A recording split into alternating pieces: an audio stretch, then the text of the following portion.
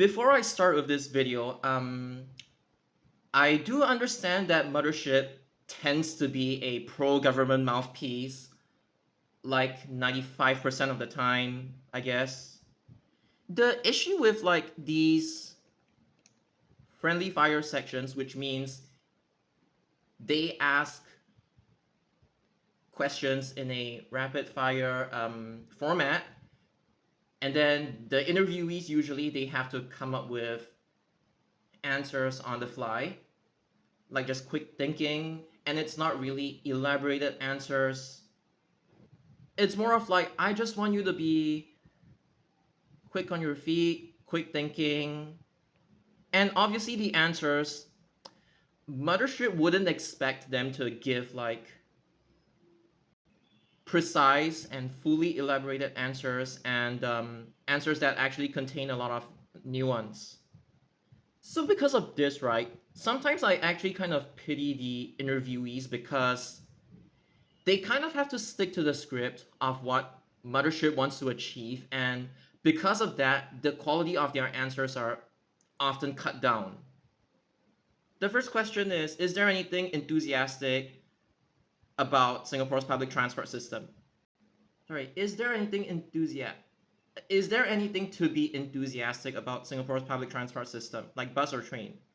But in this context, it's more of like uh, for trains.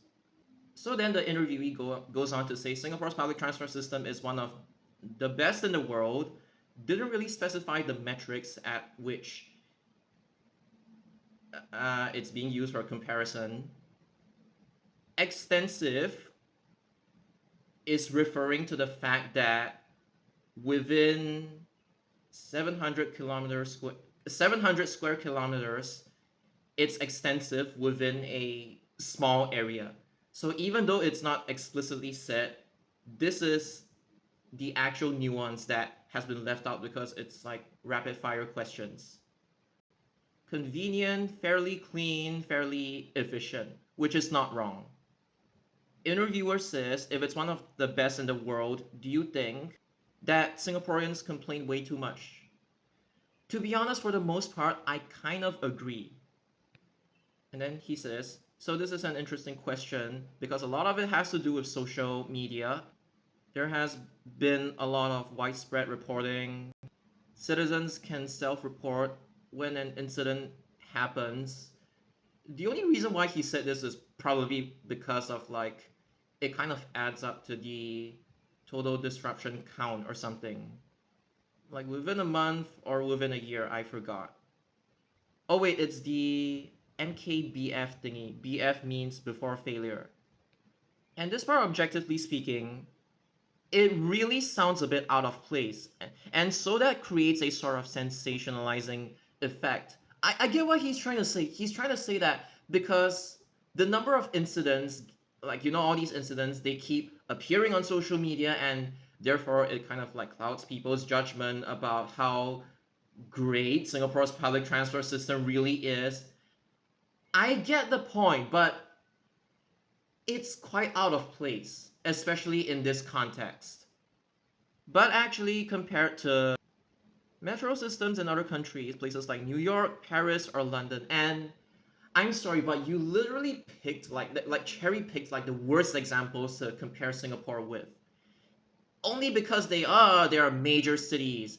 Look, just because a place is a major city doesn't necessarily mean that their train or bus is like reputable, right? So if you want this to be a fair comparison, you have to compare with like metro systems that are better than Singapore in a nutshell. Like you can think of Hong Kong, you can think of Taiwan. Okay, Hong Kong recently, I'm not so sure, but Taiwan, maybe it's more fair to benchmark Singapore against Taiwan because like overall size of like the network is like similar. Okay, not really. I still think Singapore's network is like bigger than Taipei metros. Because yeah, Taiwan doesn't necessarily only have like Taipei Metro.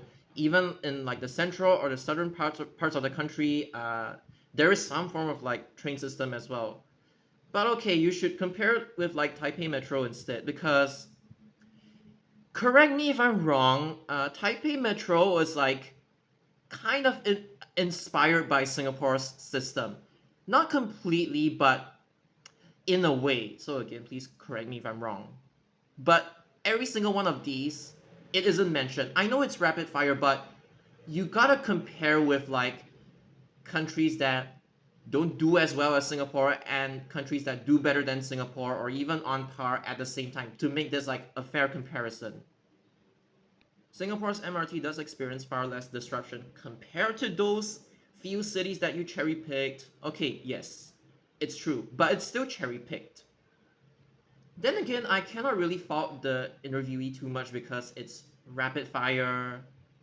And the issue is that it just cuts off like this. This is the inherent problem with this format. It's the fact that like your scope of answers or something along those lines, it's like completely being limited as well. They did the same thing with like the acting transport minister Jeffrey Xiao as well, and then some people apparently took Jeffrey Xiao's answers out of context as well. So yeah, it's more of a problem with like Mothership's format because people have a very small attention span nowadays, and therefore they have to make this this like rapid fire format in order to get views, blah blah blah, instead of like having like an actual podcast whereby the interviewees are given the space and the resources, and there is no really like time limit to limit the scope of your answers. Like they can actually elaborate better that way. This is the public video. The comments are all public, by the way. And one of the comments says like, can we compare to Japan and Hong Kong instead? Okay, I've already touched on like Hong Kong and Taiwan, but Japan is not a good comparison because if you have actually lived there, you would know that on average, I know that their network is a lot wider, and it's not just like, oh, two rail companies operating every single thing. There's like the major railways, and then there's also Tokyo Metro, there's also Toei, and then there's also like all the private railways like Tobu, Seibu, Keihin Kyuko, Keisei, Tsukuba Express, and that kind of thing. So, and Japan is obviously bigger than Singapore. So obviously, even if you compare within a small area, you also have to like take into account like the network density. It's like when you compare Singapore with like Hong Kong or Taiwan or Japan, you need to ensure that like network, how you say, it's like how packed the network is within a small area, which basically means density, right? You need to ensure that it's like relatively the same. Because if not, it wouldn't be a fair comparison.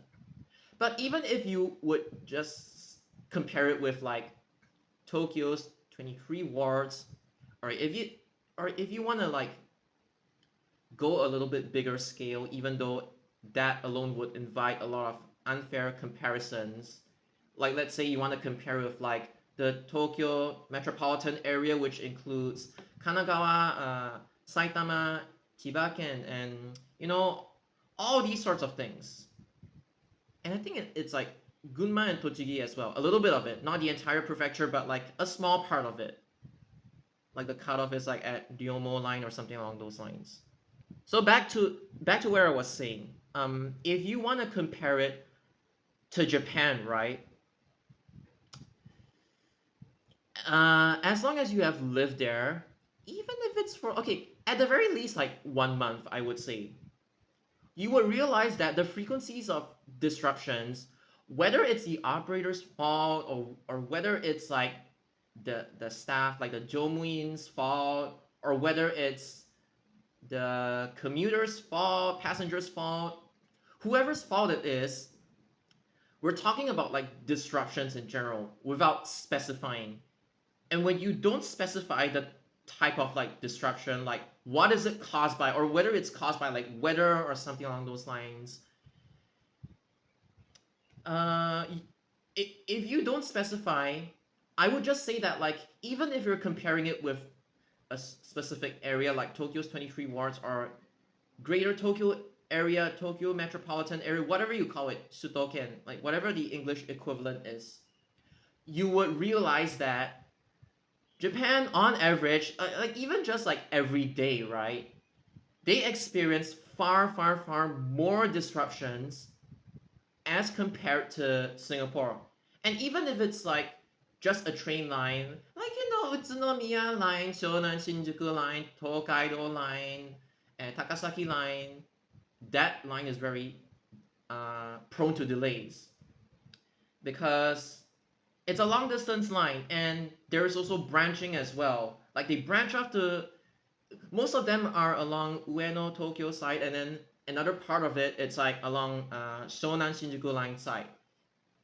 The frequency is quite crap though. It's like 15 to 20 minutes per train. I think 20 is like off peak. Correct me if I'm wrong, because they keep changing the timetable. They keep revising it. Sometimes it's hard to like keep track of what has changed and what hasn't, and sometimes I'm just too lazy to like actually memorize and internalize all of them.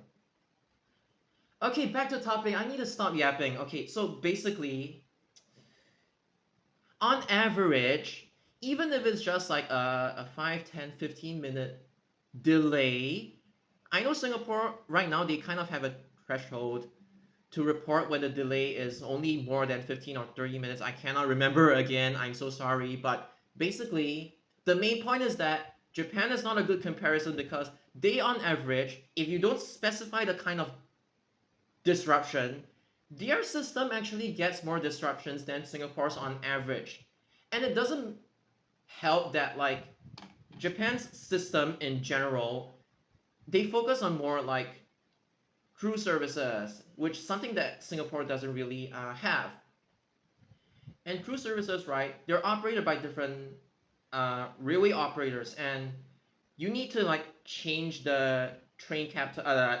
Train captains is a Singapore term. You need to change the train drivers at the transition zone. Basically, if I would loosely define it, you need to change drivers. It's just like how you change train captains at like Jurong East. It's the same logic. But the longer your railway lines are and the more crew running trains you have, that alone makes a train line way more prone to delay as opposed to an enclosed system.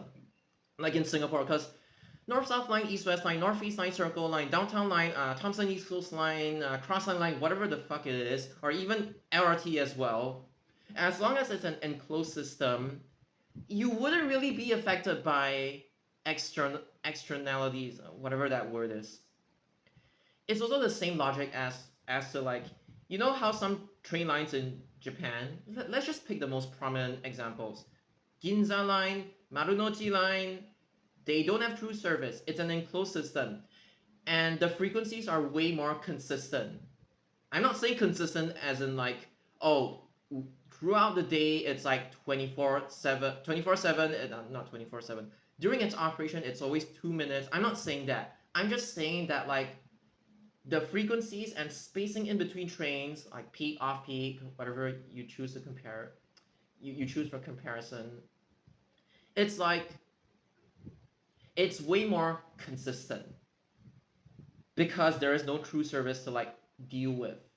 Okay, technically I should be saying only Ginza line because Marunouchi line, ever since I forgot which year, there is already true service to like Honancho, and that alone, it means that there is like some form of like branching. There's already true service, and yeah, that would impact everything. But again, it is not wrong to say that these like Marunouchi line, Ginza lines, these like smaller uh, enclosed lines, they experience far more disruptions than the big heavy railways like the whole Utsunomiya Takasaki, Shonan Shinjuku, Ueno Tokyo, Tokaido line. Yeah, you kind of get my point. So there is a lot of nuance involved. I know I spent a lot of time talking about this, but since it's talking about disruptions, right? Comparing it to Japan, it's not really fair in that sense. And I know that there are lots of Singaporeans who constantly benchmark Singapore's MRT to Japan's overall train system, and then they come up with a lot of bullshit like Japan's network is a lot better than Singapore's. Well, it's actually not. Just live there and you would know why. Especially nowadays, the lack of manpower, they tend to like cut costs and blah blah blah. Even the new trains that are debuting, some of them are a little bit sketchy. I'm just gonna put this out there. Just venture off to like Chiba Station, venture like northeast or east or southeast of it. You will realize that a lot of the trains are in shit condition. So it's it's not too far off from Singapore in that sense. Just saying things very generally. And then some more commenters said, who are they? Everyone can be accorded with the title of train enthusiast with self, like you can just self-proclaim, which is correct. And then it's like never mention about the breakdown. Okay, this comment didn't really go into the specifics either. It's more of like that's also a plus point why we hardly heard of in other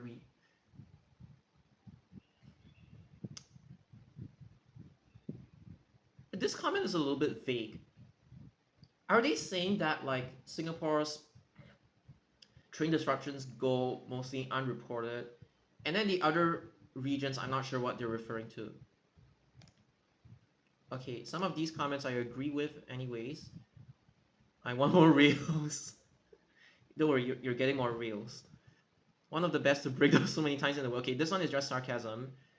The issue is not whether it is world class. The issue is that private transport was denied to the vast majority of Singaporeans in order to ensure the prevalence, like the domination of public transport, which is something that is true. And the only people that will get mad at this statement are the anti-car fucks. Due to this denial of a viable alternative, Singapore's public transport system must be held to a much higher reliability standard as compared to any other place. This comment is actually very beautiful because due to the denial of private transport, and in the sense that they're trying to push more people towards public transport, you actually need to hold it to a higher regard or higher standards in general. So this comment is actually very well put. And I'm not even diving into the specifics. Like this comment, whether you're a train enthusiast or whether you're not a train enthusiast, it makes sense. Yes, we complain too much when we give $100, but in return we get $5 and $60 worth. This just talking about like the service standards. Although to be honest, Singapore's public transport fares in comparison to other countries is actually quite low in general. So it's like if you pay for like $2 to $3, if you pay like that kind of transport fare, you wouldn't really expect quality service, right? I know there's like this whole debate, but yeah. And when you have someone in SMRT opening his big fat mouth to say, we don't want to over maintain the system, and then it backfired on him. Haha, Ulu Pandan train derail, and then they want to cover up the word derail. Haha. Tell me, how do Singaporeans not complain? So yeah, very valid. How do you tell this video is unscripted? I haven't drank water the moment I started recording this video, and that's why my voice kind of sounded a little bit. I kind of have a little bit of phlegm towards the end of it. I think you guys can hear it, and it's my live reactions I'm thinking out loud. So, anyways, this is more of a problem regarding Mothership's like interview format, the rapid fire questions, which cuts off a lot of nuance, and therefore the interviewees wouldn't even have a proper chance to give answers that, even if they're short, but they contain a lot more detail and nuance as compared to like just saying things. Because I really, after watching the interview, I really don't understand the point of it. It's probably just like trying to get some very on the surface insights about Singapore's train network and asking like a train enthusiast to like proudly boast about the system and its competence or something along those lines. I don't know, but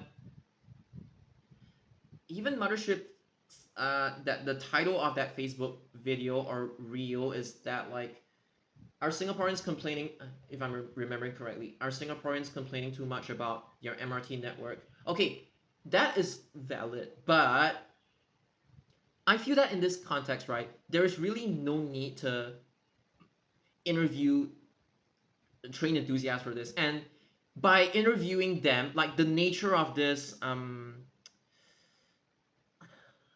two-way conversation, I don't know what you call it. The nature of this like rapid fire interview format is that if you don't say things properly, it may backfire on you. And as we've seen in the comment section of that Facebook reel or video, I don't know what you call it, but yeah, you can see that like, okay, to put it very simply, Singaporeans not happy with public transport and not happy with public transport not meeting standards or their own expectation. You bring in train enthusiasts. Train enthusiasts compares Singapore's MRT with different countries. Train enthusiasts says Singapore MRT good. Netizens think said train enthusiasts out of touch with reality and the common ground. See, here's the thing. You need about like 20 minutes plus to explain what I have just explained. Because doing this kind of like rapid fire interview just doesn't cut it. I I kind of feel bad for like the interviewees of like the rapid fire section because they are just not given enough chance to fully explain themselves. Which brings me to my next point. This is nothing targeted at the interviewee or the interviewer that we have just seen. This is just a general statement. I feel that people have to like, I know this is contrary to what a lot of you guys think, but like, I feel all these people who aren't qualified to say anything should honestly stop bringing in bus or train enthusiasts just to like talk whack for 2 minutes or something, and at the end of it we don't even learn anything because of this rapid fire format. And then, just like me, you start questioning the purpose of that interview in the first place. Because from experience, 90% of the time, a bus or train enthusiast has been invited on the news to comment about something. They talk a lot of crap. Honestly, the only reason why I usually decline these interviews is because number one, I'm blacklisted. Number two, I might say something that may potentially incriminate some people. Because I'm quite unfiltered, and also the fact that I don't get the fucking point of these interviews.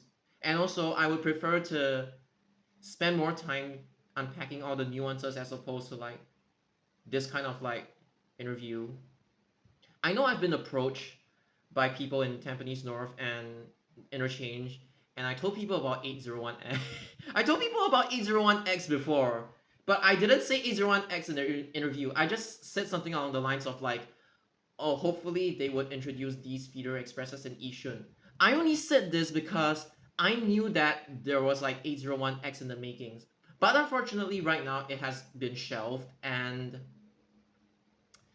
you know, because of like space constraints in Yishun. But yeah, this is kind of the reason why, on a personal level, why I usually decline these interviews, because I know nothing good is gonna come out of it, and that I'm not even being given enough time to like actually, you know, elaborate on my answers, my input. So it's like it's not the interviewee's fault, but I feel this whole rapid fire question thingy, it's bullshit, and the title I think kind of backfired. It's like they invited this guy to talk about how good Singapore's public transport system is, and then obviously a lot of the netizens, as you can see in the comment section, found that the whole interview was like kind of out of touch, or it seemed out of touch at least. because the interviewee just didn't have enough time to give his proper input. But think about this. Why do transport enthusiasts, like, why are they so, I don't know how to put it, but it's like they are so hungry to like um I don't really want to say put themselves in public because I do it as well, just that I typically reject interviews from anybody that's like official or who has ties to the fucking government. But it's more of like I don't know why some transport enthusiasts are like so, this is just a general statement. They are so like hungry to make themselves or their group like really famous, and it's like they are so desperate to like reach out to the wider audiences just to promote themselves, blah blah blah. Because do you guys remember the point in time whereby some idiot went on to say, oh, did you know that 405 only young male bus captains are allowed to drive 405? And it turns out this was a fucking non-existent rule, and they just made SBS Transit look bad with like such a non-existent discriminatory rule, sexism in general.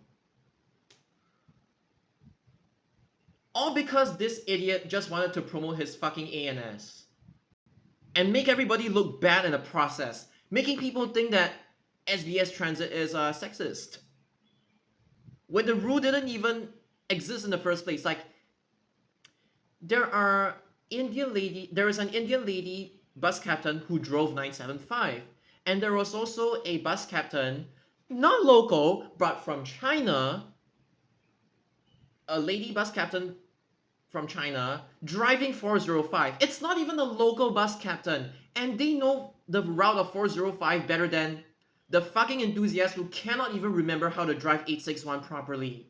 If you get what I mean. Complaining that 861, it's too twisty and it has too many twists and turns, topsy-turvy, I don't know what you call it, but it's like, why do you guys need to put the emphasis on local, young, male? Male! I know demographics wise, like most public transport enthusiasts happen to be guys instead of girls or anyone who is non-binary, but I'm just saying that like, why do you feel the need to like spread so much bullshit just to promote yourself? Spouting a lot of incoherent bullshit and not giving the PTOs like SBS, SMRT, the ones whom you literally look up to, a fair representation of their company's policies or whatever. Just saying whatever you like to get fucking attention. Again, just to clarify, anybody can drive 405 or 975. And if anything, I've said this before, I would rather a senior bus captain, regardless of whether the senior is a local or a bus captain from like let's say China or like any foreign bus captain, I would prefer a senior bus captain driving 405 and 975 in case there is some sort of issue, they know how to deal with it, as opposed to a fucking young bus captain who doesn't know what the fuck they're doing. Same goes to the reckless bus captain on Service 52 from Ulu Pandan Depot. I hope he gets sacked. Sometimes I honestly think that the transport enthusiasts are like dealing more damage than whichever stakeholder to like this hobby in general, as compared to the people that they are blaming for destroying the hobby in general. The only time that they have ever said anything constructive is when, okay, one example, there is Taste You Die, right? You know, the YouTuber, the famous YouTuber. I think he has like 5-digit subscribers or something along those lines. Correct me if I'm wrong, but he actually creates all these like wayfinding signs for commuters, and then he helps people out a lot, and his heart is in the right place. And whenever he gets like invited to like these interviews, you can see that he's like clearly driven, passionate, And every single one of his responses, like, they make sense. Whether it's like online or in real life, wherever he's being interviewed at, and his purpose is quite clear to help out commuters in need. And he's not like just like no action talk only. He actually puts in effort to achieve what he wants to achieve, like for the community in general. Like, caring for the community in general. And it's not like self-serving or anything. So I'm saying this because his real name is Varek Ng. Like, there are examples of public transport enthusiasts who really know what they're doing, they know their content, they know what they're saying, and it shows in the kind of responses that they give during these interviews. Like, he creates wayfinding signs, not stupid surveys that don't mean anything in the grand scheme of things. So in general, he knows what he's doing. He puts in effort to achieve what he wants to achieve, and yeah. And then the other example is that the only ever time a bus enthusiast has ever said anything constructive on the news is, it's not really constructive per se, but it's more of like them showcasing their love for buses. Like, the interview setting is like they have the vehicle, then they conduct the interview inside the bus, or it's not the Betty Bus thingy. That one was bullshit. Okay, it's the one whereby I think it was like in 2014. It's just a group of people like coming together to like share their passion for buses, like their hobby in general. And then they also got interviews whereby they they invite them to their own homes, and then they publicly share like how their room looks like, how their chairs look like. It's just like a lot of like bus memorabilia, EDS, destos, or whatever their creations are. Paper buses or like uh, bus models, like their bus model collection. That is like the one and only time whereby something good has ever come out of like Singapore bus enthusiast mouth, when it comes when the media is involved, basically, or the people that were against 167's withdrawal at that time. Just keep in mind, 167 is now completely safe from rationalization. And they are even trying to implement 20-minute frequencies silently during peak hours. I'm not sure when that will happen, but 167 is forever here to stay. That is one thing that I can guarantee. But anyways, aside from the sidetrack, yeah, it's only these like memorabilia, history, like sharing sessions with bus enthusiasts has anything good ever come out of your mouths. Not too familiar with like the train side, but gosh, train side is quite bullshit because a lot of the people from the train side who get invited to these interviews don't know what the fuck they're talking. If anything, you guys should invite Ethan Chia, and not these fuckwits who don't know what the fuck they are talking about. You need somebody credible to say all this stuff, because every single time I watch like a interview and train enthusiast talking about issues, nothing good comes out of it. Although during Circle Line, right, that one was like, I'm not talking about these casual interviews whereby people are just interviewing to see how excited they are for the new line or what kind of like connections this opens up. That one is normal. I'm not referring to those. I'm referring to people who try to say, Singapore's public transport system is actually good and compared to like other countries, and why Singaporeans complain too much. It's different, by the way. This is different from saying, oh, I am so excited to ride the first train, I couldn't sleep last night. And I am friends with that guy in real life, by the way. So I'm just saying this so that you guys know that there's a distinction between a casual interview and one interview that clearly has an agenda and a motive. And when it's not put together properly, it will show in the comment section of whatever social networking site that you posted that shit on. And the train side, like, the media, I've said this before, but you guys really need to stop giving fucking SG trains so much attention, because all they do is fucking gatekeep their shit from the community and suddenly say, oh, we're representatives of like a Singapore train community. No, they're self-serving, you dumbasses! On the day of the C151 retirement event, if you don't have a lanyard, please don't loiter around the station because the popo will walk around trying to catch you. It's not even them who's like enforcing the no. Oh my god, it's not even them enforcing the no loitering rule. Whether you agree with this rule or not is another thing. I personally don't agree with it, but the people who are actually enforcing the rule, it's not even the fucking Transcom, Cisco or whoever. It's actually the staff, the people that were part of the event. The staff were the ones that were enforcing the no loitering rule. And it's not like the popo was being deployed there just for the sake of that event. They were just carrying out like their normal patrolling duties. They were not specifically deployed to Ang Mo Kio just because of this event. It's like when I have like the fucking representatives of like the public transport community talking a whole lot of crap, not giving people the full picture, not telling people the truth, lying about the existence of set 899 and 900, conducting a poll to get train enthusiast opinion, then fucking putting in the abstain vote, going against the majority of the poll whom voted against whatever numbering that their fucking website wanted to use, and then their website doesn't even reflect what SMRT calls the trains internally. God damn it, man. And then people even have the audacity to say that, like, oh, I, ZBK, am the representative of the Singapore bus community. No, I have never said anything like that.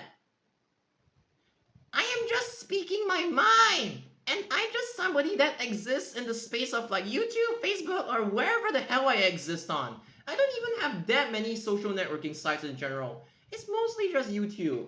And then people still, oh my god, people still have the audacity to say that, oh, I'm like Singapore buses like representative. No, I am not. I'm a fucking outsider, you dumb shit. I just comment and I just yap on issues. And I just call out people when they give the stupidest bus route amendment proposals ever and try to fucking send it to LTA and make everybody look bad. Oh my god. You guys are really like, oh, astaghfirullah. You guys are really like out of your minds.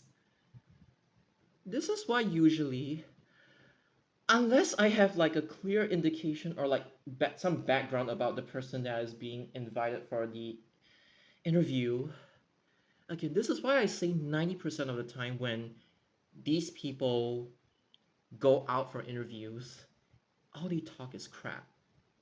And sometimes I know that it's not their fault. Sometimes it's because the interviewers, whoever they are, they ask stupid questions with a stupid scope and expect people to reply on the spot. I understand that, but like at the same time, you know, in general, some of you guys are like from junior college, right? You guys take general paper, and that thing is like being counted in towards like your final score for A levels.